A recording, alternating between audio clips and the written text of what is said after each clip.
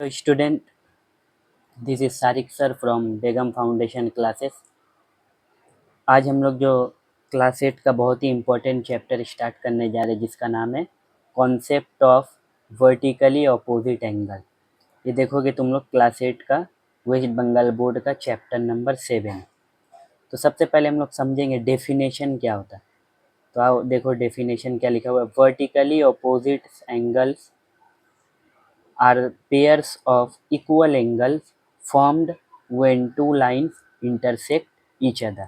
मतलब क्या बोल रहा है, दो लाइन है। जैसे यहाँ पे देखो बोल रहा है दो लाइन, जैसे हम मान लेते हैं एक लाइन ए बी और एक लाइन सी डी।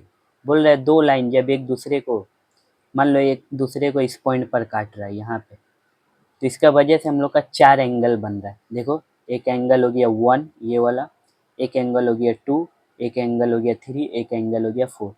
तो इसका जो ऑपोजिट मतलब 1 और 3 ये हो गया क्या ऑपोजिट, तो ये आपस में क्या होगा बराबर।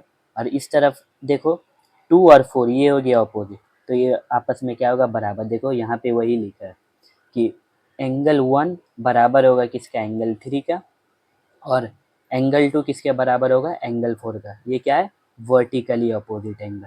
तो वर्टिकली अपोजिट एंगल समझ में आया, जब दो लाइन एक दूसरे को इंटरसेक्ट करता है तो उसके वजह से हम लोग का चार एंगल बनता है। तो जो चार एंगल बन रहा है उसका जो अपोजिट एंगल, मतलब यहाँ पे देखो 1 का अपोजिट कौन सा हो गया 3। जैसे मान लो यहाँ पे हम लोग का दो लाइन एक दूसरे को इंटरसेक्ट किया इस पॉइंट पे, तो इससे चार एंगल बना। तो ये एंगल मान लो 1 और इसका जो अपोजिट होगा ये मान लो 3। फिर यहाँ से ये एंगल मान लो 2, तो इसका अपोजिट क्या होगा ये वाला 4। तो ये आपस में क्या होगा बराबर।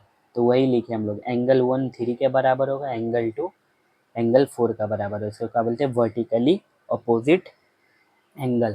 तो यहाँ से हम लोग का एग्जाम में 5 मार्क्स का जो है थ्योरम आएगा। तो वो क्या थ्योरम है देख लो।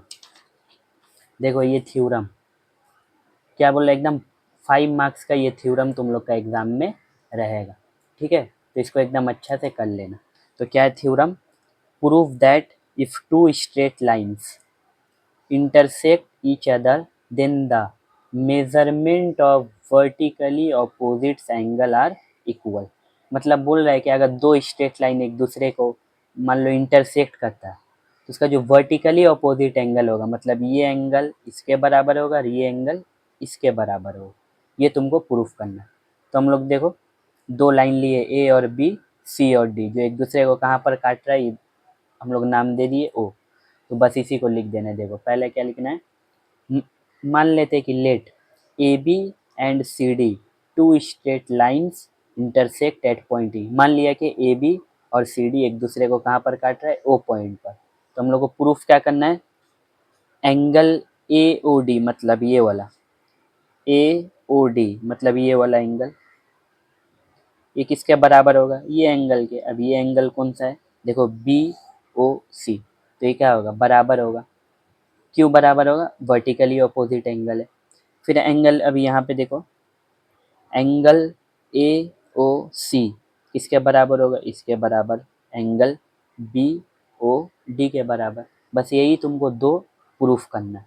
इसको मान लो एक नंबर ये प्रूफ करना है, दो नंबर ये प्रूफ करना है। क्या बोला है कि दो स्ट्रेट लाइन जब एक दूसरे को काटता है पॉइंट ए पर, तो जो वर्टिकली अपोजिट एंगल होगा मतलब ए ओ डी बराबर होगा बी ओ सी का, और ए ओ सी इक्वल टू बराबर होगा बी ओ डी का। तो ये तुमको प्रूफ करना है। ठीक है, तो आओ कैसे करते हैं। सबसे पहले प्रूफ में प्रूफ में देखो हम लोग का angle A O D plus A O C equal to 180 degree होगा। क्यों होगा, देखो एंगल ए ओ डी और ए ओ सी, तुम अगर देखो ए ओ डी और ए ओ सी ठीक है इक्वल टू कितना होगा 180 डिग्री। क्यों होगा, देखो अगर हम इस लाइन को छुपा दें, इस लाइन को अगर हम लोग छुपा दिए तो अब देखो क्या बोल रहा है, ए ओ डी ए ओ सी, मतलब यहाँ पे अगर हम बताए तुमको ये लाइन ऐसा हो जाएगा,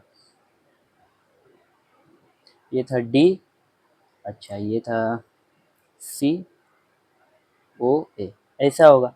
तो यहाँ पे देखो क्या बोल रहा है, ए O D plus A O सी कितना होगा 180 डिग्री। क्यों होगा, देखो ए ओ सी और ए और डी दोनों मिला के कितना होगा 180। क्यों होगा?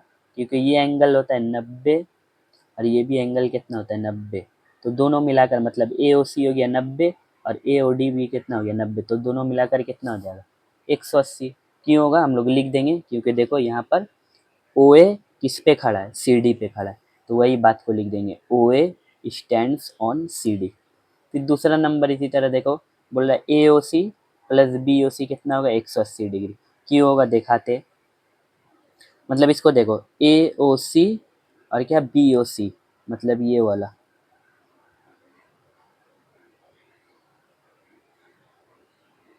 ए ओ सी बी ओ सी, मतलब ये हो गया 90 और ये भी कितना हो गया 90। तो दोनों मिला के कितना हो गया 180। देखो ए O C plus B O सी कितना हो गया 180। क्यों हो गया? देखो यहाँ पे हम देखा है कि जो ओ सी है किस पे खड़ा है? ए बी पे। तो इसलिए हो गया O C stands on A B. ठीक है, इसीलिए हो गया 180। अब इसको मान ली इक्वेशन 1 इक्वेशन 2। अब हम लोग यहाँ से क्या लिखेंगे? From equation 1 and 2 we get. हम लोग इक्वेशन 1 को यहाँ पे लिख दिए इक्वल टू इक्वेशन 2 को यहाँ पे लिख दिए। यहाँ पे देखो ए ओ सी कट गया तो क्या बच गया? A O D equal to B O C. देखो यही प्रूफ करना था, पहला नंबर हम लोग का हो गया प्रूफ। ठीक है, हो गया प्रूफ। अच्छा दूसरा नंबर भी इसी तरह अगर देखो हम लोग दूसरा नंबर कैसे प्रूफ करेंगे? दूसरा नंबर प्रूफ करने के लिए हम लोग क्या लिख देंगे? Similarly we can prove that A O C equal to B O D. ये भी दूसरा नंबर हो गया प्रूफ। अब दूसरा नंबर प्रूफ करने के लिए फिर से थोड़े ना हम लोग फिर से स्टार्ट करके फिर से प्रूफ करेंगे, ऐसा नहीं।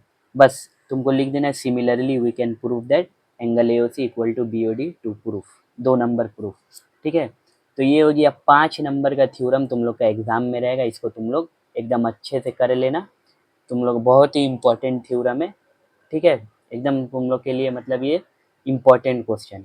तो अगर वीडियो अच्छा लगा है तो चैनल को सब्सक्राइब करें, और जितना भी स्टूडेंट तुम लोग के क्लास 8 में पढ़ रहे हैं वही बंगाल बोर्ड में सबको शेयर कर दो, और ज़्यादा से ज़्यादा लाइक करो और शेयर करो, और कमेंट करना जहाँ पे नहीं समझ में आए हम फिर हम उसका आंसर बताएंगे। ठीक है, तो ये आज के लिए इतना ही।